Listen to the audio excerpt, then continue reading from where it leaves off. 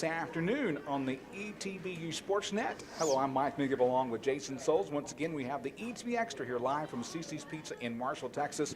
Join us each Wednesday from noon to 1 p.m. If you live in Marshall, join us for lunch here. The buffet, including the drink, is only $5. Before we talk with the Lady Tiger head basketball coach Dustin Howard, let's talk about the fan poll. This week on the ETB fan poll, you were asked, of course, it's sponsored by Advocare.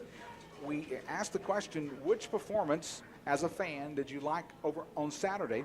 Dylan Augustine's performance in that Tiger win over Millsaps, or the performance by Amanda Rucker in the win over Millsaps on Lady Tiger basketball, or the performance that Tyler Bates had in that game against University of Mary Hardin Baylor, the last football game of the season for the Tigers. And now time to reveal who won. You have a guess? No, I do not have a You're not guess. going to look on my cheat sheet, are you? Oh, I can look. I'll go with Tyler Bates. No, he didn't get it. No, the win of the fan poll was Dylan Augustine with 80% of the vote. Of course, if you like the page of the ETB fan vote, you have a chance to win a prize later from Advocare. All right, time now to talk Lady Tiger basketball on ETB Extra as we bring in head coach Dustin Howard of the Lady Tigers.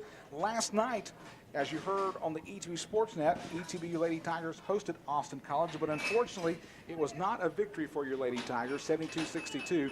Had some spurts where you looked good, but in the end, Austin College pulled out in front of you, Coach. Yeah, Austin College was a very experienced team. They were a very big team, a smart team, and it was towards the end of the game where we made a run, and I thought we had a chance to put them away. But a couple of poor defensive possessions and a couple of poor offensive possessions. And credit to Austin College because they made shots and made the plays when they had to. We just kind of let it get away from us, and that's probably going to be one we look back on to learn from. But we're going to know that we let one get away. That's the next question I want to ask you. What do you take from a coaching staff from that game to say, hey, in practice this week, we've got to work on this and this to get better? Well, it's a lot easier from a coach's perspective because the things that I was afraid that we weren't going to do well because we had such a successful first outing against Millsaps, it was because we focused on the things that we don't do well.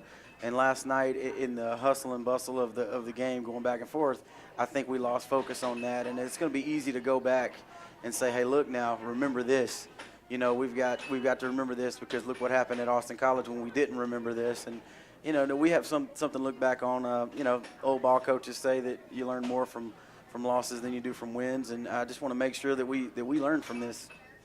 Hey, Coach, what kind of did you in? I believe I counted 0 for 9 to finish the game and 2 turnovers in the last 4 minutes or so. Is there some sort of is it something you say, well, maybe I need to call more timeouts, maybe I need to do what? Do you leave those games thinking, man, what could I have done in the end to kind of stop that run? Oh yeah, that's an understatement. You know, when the run began, it was I think we had 2 timeouts left, and it was like within 30 seconds of a media. And the new rule is if you call a timeout, you lose the media.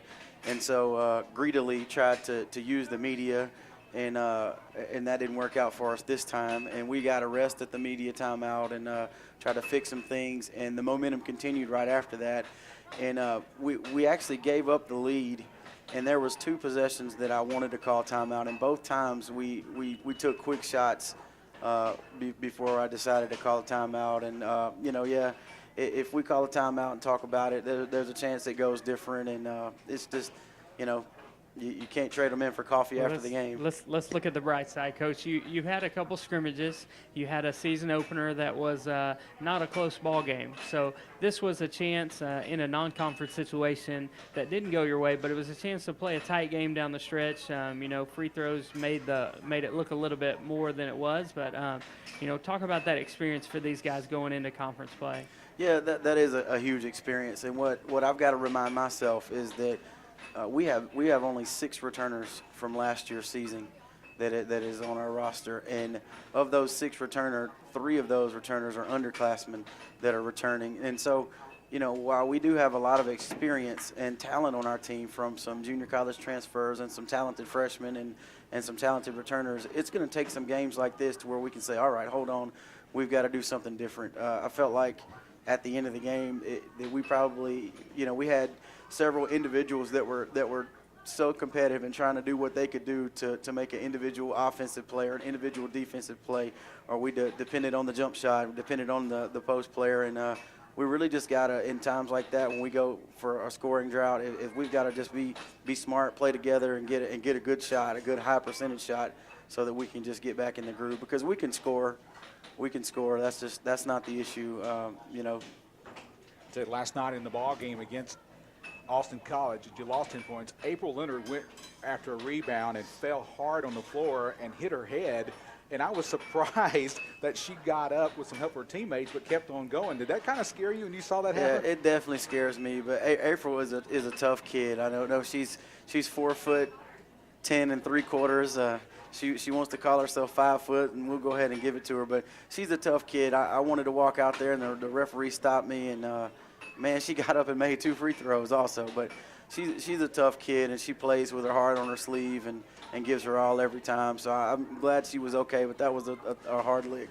Yeah, I'd expect her to stay in the ball game, but she got up on her own and just, like I said, made the free throws. Kind of a spirit never to die. She's out there. That's right. That's right. And, you know, that they say that it's not the size of the dog in the fight, but the fight in the dog, and nobody can question her fight. You know, I was watching film right before this, and was watching the end of the game when we made a couple turnovers, and you can just see the emotion that she exhibits. That, you know, she's a junior and you know, had some success and some not so much success here at ETBU in her short career, but you know, she plays with her heart on her sleeve, and you can't coach that. Of course, last night in that loss was the first time I've seen your Lady Tigers play this season. We'll see many more times you play as you get in the American Southwest Conference, but I never got to see Amber Carver in action until last night, and boy, she is unstoppable when she's hot down low. Yeah, Amber can be a great asset to our team, and, you know, when we run the offense through her, she passes the ball really well. And, you know, and I made mention last year, I don't know anything about football. The high school that I came from, where Irby's from, we didn't have football. So this is just from me watching TV and playing Xbox and PlayStation. But if you got a really good running game, it makes your passing game a lot easier. And if you've got a really good passing game, it makes your running game better. And if you can't do either, you're in trouble. And, you know, we need to learn to feed off the, you know, play inside out, and then when they double down, and we can play outside in. But you know, Amber's going to be a great asset, and she really is a great player down there, and when she gets going. Yeah, Amber is 6'6". Last night in the loss to Austin College, she had 18 points, 33 minutes played. She made a difference down there, down low. But then, of course, we see Amanda Rucker do this all the time. The senior from Grand Saline, she was right there behind her in the ballgame with 17 points. She had another great outing. Yeah, she did have another great outing, and nobody can ever question how hard Amanda plays. She respects the game and plays it like it's supposed to be played. She's a good player in every respect. She's a smart player. She's offensively skilled, defensively skilled, and you know. And she's kind of coming into this season with a chip on her shoulder, with people, including her dad, telling her that you're going to get less rebounds this year. Amanda led us in rebounds last year, and her dad told her, if you lead the team in rebounds this year, I'll buy you a car. Ooh, that's a lot of motivation. But I may start working on my post game. Me too. But you know, the first game of the year against Millsaps, Amanda had 24 points and 14 rebounds, and you know, 14 rebounds in a game for anyone is great, especially in a game where we didn't miss many shots. But, you know, she's 5'9½", and, man, she just works real hard, and that brings a lot to our team. It's important for us to have her on the floor. Visiting with the Lady Tiger head basketball coach Dustin Howard here on ETB Extra, live from CC's Pizza in Marshall, Texas. And, Jason, you got a question you'd like to ask Coach Howard? Yeah, talk back to Amber a little bit. Talk about, 33 minutes, quite a bit of minutes for someone, coming back from injury. Do you, as she makes her progression, are we going to see, I expect you to think she will get better as the season goes on, coming back from that injury? Well, and she is coming back from the injury, and she's coming back from the ACL reconstruction about 7.5, 8 months ago, and that's a short amount of time for that injury. Most of the time, they don't see their body get back to where it's supposed to be, and their knee get back to where it's supposed to be with strength until about a year. So I feel like that as she goes along, she's going to get to where we can play her that many minutes. But last night it was probably too many minutes. There was a time in the second half where I pretty could have got her a rest and maybe would have been able to finish the game a little bit stronger. But that's, with the rotation and getting used to all these new players, that's things we got to learn. And she's been dealing with a back injury, and she missed a good solid week of practice, so that kind of set her back a little bit. But there's no doubt she works hard. She's going to get where she needs to be. even though you lost 10 points last night to Austin College, what did you like that you saw in the game that you're going to really say, hey, we just continued to do this? Well, I liked our competitive fire. When things went bad, we really got fired up, and it could have been a situation where we got angry with each other and started bickering, and you should have guarded her. No, that was your man, and that didn't happen.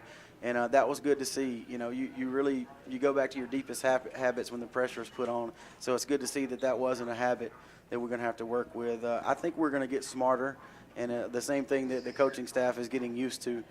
New players, we're getting used to our new rotation, and our players know what people's strengths and weaknesses are, and how they need to talk to them and communicate on the floor to get the most out of them. So, the fact that we were still together and everybody was positive after the game last night, and once they know where we can get if we stay together and work together, and that was probably the best thing. And last year in the recruiting cycle, you called me and said, hey, I got a secret coming. And I said, what's that? And you said, no, it's a player. And you started to tell me a little bit about Secret Davis.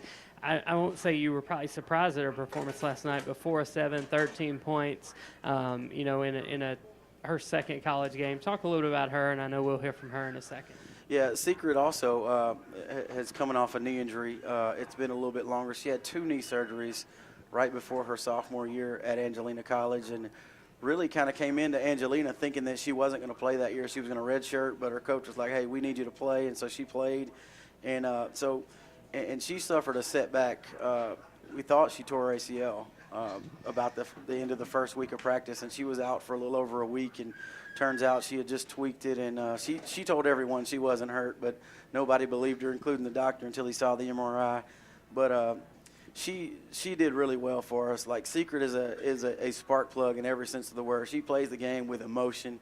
If you've seen, she made a big spin move and one last night, and when she went and slapped hands with April, almost knocked her arm off. That's the type. It kind of reminds me of an older player that we have, Sade Stewart, that played here for us back in the day and finished her career last year. And people really feed off that emotion, and that's the favorite thing I like about her as far as that goes. But with her offensive game, she can take you off the dribble. She can hit the three. She's got some post moves, even though she's 130 pounds, and she just she plays hard on defense. She tries to touch passes her length. She's just a spark plug in every sense of the word. And if we had a 6-man award, she tells me she don't want to start. She loves coming off the bench and gets to see what's going on. So we may have to create a 6-man award in the ASC if she keeps playing like this. Well, that spin move she had in the second half brought people to their feet. They're just like, wow, what did she just do? She did a 360 and made the bucket. That was an awesome move by her, and I'm going to ask her about it here in just a moment. Well, Coach, she practices that. She practices She sent me videos this summer. She's practicing that move, and I'm like, what are you doing? Well, we saw it last night. That was a nice move. It was a nice move. That was a nice move. Well, Coach, let's look ahead. You got the next 10 days off, but you've got a road trip that's probably one of the longest the Lady Tiger basketball team has ever made. You're flying out to the West Coast to play Occidental College and another college on the West Coast. How did that type of scheduling come about? Tell me the story behind the Tigers going to the West Coast. First of all, the road trip may not happen if I don't talk about 6 or 7 of our players to getting on an airplane for the first time. So let's just be clear about that. We've got some people that are asking, can they take a bus like a couple days before? And so we're making a plan on how that's going to happen. Blindfold them. Yeah, we're going to have something like Mr. T back from the A-team. We have to knock them out and get them on that plane. But no, we just, we get emails all the time, and it's one thing since I got here, we want to try to, if we can, take a trip like that, once every 2 or 3 years, so that everybody comes through our program has a chance to experience a big trip like that, where you're walking through the airport all dressed the same, and people's pointing, look, there's a basketball team, and you get to see a new experience, a new area, and play teams that you normally don't get to see. But it just kind of worked out. Financially, they're helping us out a little bit with the cost and hotels and stuff like that. But thank ETBU for allowing us to to see the value in this. And we always have great support from from administration with anything we do to try to better our athletes. But it should be fun. It's going to be a business trip, and I can't even remember which one we play first, Occidental or Caltech. But Occidental first. Occidental. They better be ready, because I feel like we're going to have some fired up players on that plane to California. So what's your itinerary? Do you leave Wednesday and go out, or do you leave Thanksgiving Day? We or? leave Wednesday night late. We'll get to spend Thanksgiving Day, with just a practice, and then we'll play Friday, and then we'll play Saturday. So we're looking for some things to do and things to see on Thursday. It's Thanksgiving. They're missing Thanksgiving with their family, so we'll try to find somewhere nice to practice and somewhere nice to eat and some sights to see.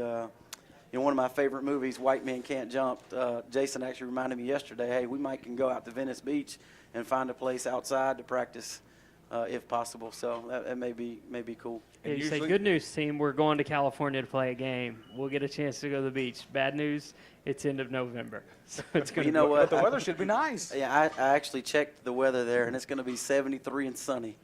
Wow. On Thanksgiving Day. It's going to be a great experience for the Lady Tigers, as during the Thanksgiving break have an opportunity to go out on the West Coast to play Occidental College and as well as Caltech and come back and start the American Southwest Conference. Coach Dustin Howard, thank you for your time today on ETB Extra, and best to the Tigers as you face the West Coast teams and come back and start conference. Appreciate it. All right, coming up next on ETB Extra, we're going to visit with one of the players from this year's team. Her name is Secret Davis. We already talked about her a little bit here on the ETB Extra show. So when we come back, she will be our guest next on ETB Extra.